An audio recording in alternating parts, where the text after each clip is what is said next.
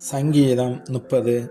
கர்த்தாவே, என் சத்துருக்கள் என்னை மேற்கொண்டு மகிழ வெட்டாமல் நீர் என்னை கைதூக்கி எடுத்தபடியினால் நான் உம்மை போற்றுவேன்.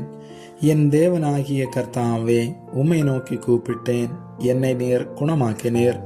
கர்த்தாவே, நீர் என் ஆத்துமாவை பாதாளத்திலிருந்து ஏறப்பண்ணி நான் குழியில் இறங்காதபடி என்னை உயிரோடே காத்தீர். கர்த்தருடைய பரிசுத்தவான்களே, அவரை கீர்த்தனம் பண்ணி அவருடைய பரிசுத்தத்தின் நினைவு கூறுதலை கொண்டாடுங்கள். அவருடைய கோபம் ஒரு நிமிஷம், அவருடைய தயவோ நீடிய வாழ்வோ. சாயங்காலத்தில் அழுகை தங்கும், விடியற் காலத்திலே களிப்புண்டாகும். நான் ஒரு காலம் அசைக்கப்படுவதில்லை என்று என் வாழ்விலே சொன்னேன்.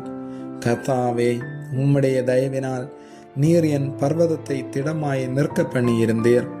உமது முகத்தை நீர் மறைத்து கொண்ட போதோ நான் கலங்கினவனானேன்.